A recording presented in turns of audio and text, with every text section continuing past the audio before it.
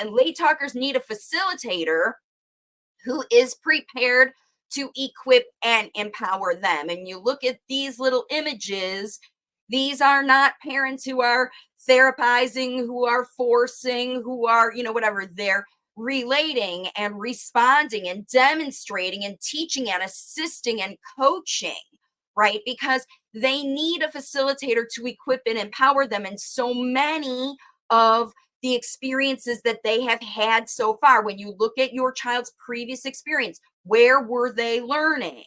It wasn't necessarily with a facilitator that was prepared to equip and empower them. Maybe they were just caring for them, or maybe they were therapizing them and trying to make them do things and using exchange-based strategies. But this is what late talkers need, is this, a facilitator. So this is your first choice, is to become your child's facilitator. And let's talk about that, what that entails, right? So this is what it looks like. It looks like parents assisting children through life, just like parents do.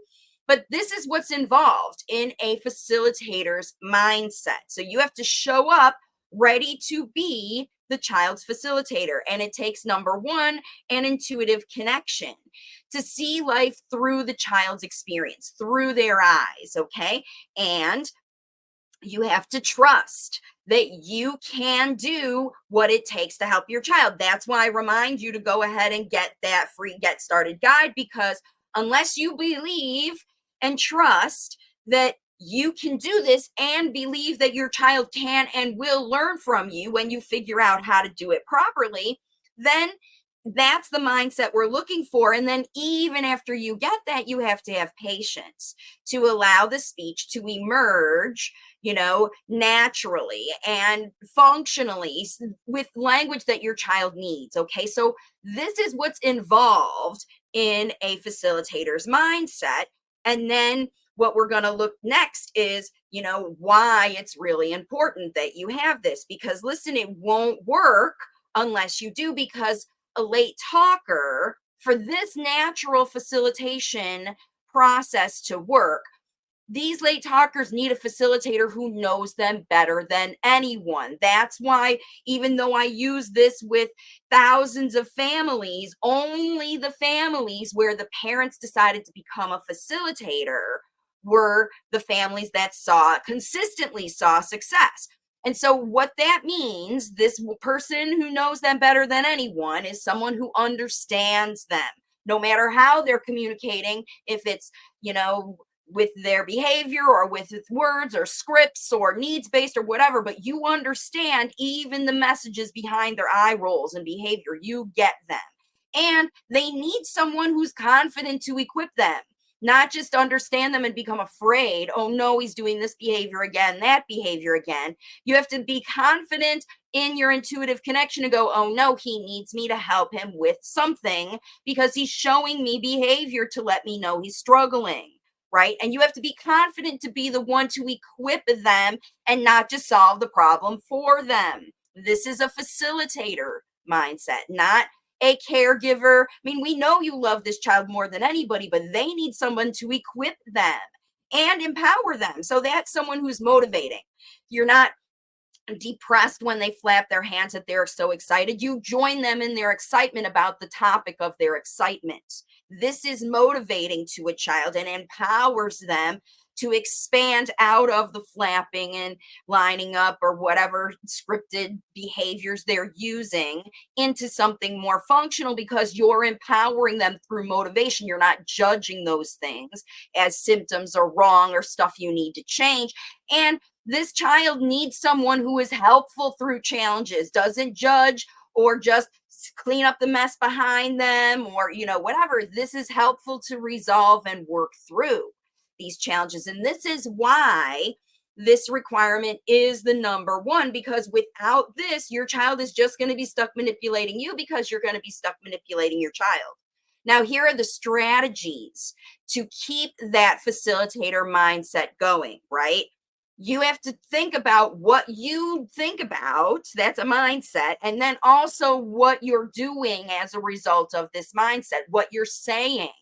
So, number one is you have to talk about what you do know about your child, not about what you think it might be, or suspect, or worry about their future, or worry about their past. You got to talk about what you do know. You do know your child is better today than yesterday because you've been using strategies.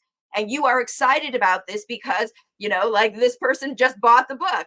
I can't wait to read it. So if you're already in the mindset of, I'm ready to figure this out, I want to do this, then in the workbook, you're going to have to journal your experience and find out what's blocking progress. Because unless you realize what's blocking the progress, you can't overcome those blockages and watch the natural speech emerge. And number three is connection, right? So this is how you're going to do this. You're going to really connect with this child before you try to facilitate any kind of performance or speech or understanding or following directions or answering questions. You're just going to connect so you get back to that understanding who they are, understanding their messages, understanding their struggles, understanding their challenges, understanding what gets them excited, connecting and showing with what you talk about, what you do know. Whoa, you get really excited when you play in the puddles. We're going to have to do more things that involve water. All of these things. This is the connection that gets you to the place where the speech can emerge, right? Without this mindset and this connection, it's not, like I said, it's a requirement. You won't see, you'll keep waiting for the improvement. And number four is you would work with challenges consistently until you overcome them. And that means if you're potty training and that's your thing, or getting your child to eat by themselves, or getting your child to sit and wait for things, or getting them to understand when you say no, that means no, and adhere to new boundaries because you haven't used any so far. Like, you're making big changes in establishing structure. All those things we're going to be talking about in the next four things that you need for language to emerge. Before any of that happens, this level of connection and understanding has to be firmly established. Some parents, depending on how long prompted experiences or phone time where the child has chosen to disconnect from you or people teaching them because they don't like it or it's not valuable, to get the thing that they believe is more valuable, which could be the device or the books or other things they're obsessed on. Because remember, if your child shifts away from one obsession into another and that obsession is not you, that's where you need to go back to this number one before you try any of the other things I'm going to talk about. Okay, this is the number one because it is the number one. You won't see progress without it. And I'm going to talk to you more about why that looks this way. Okay, so these are the strategies to keep a facilitator's mindset. And then you can actually gauge how well you are connected, how well your mindset is. Connection is the next one, right? But your mindset, you can actually gauge. And when you look at all of these level charts come from my workbook. So let me pull this back. This is the workbook here. It's under two different titles. I'll show you at the end. You can get it on Amazon. In the workbook are these level charts. So every day you can analyze for yourself, what is my level of mindset? Because you'll move up and down this scale depending on triggers and all of these other things that happen in your world. Okay. And if you are below the line, if you're discouraged, overwhelmed, or stuck in old habits, or even focusing on old habits and the things that used to be happening in your life because you're making change now, right? The speech progress won't happen. It only happens when you move above the line.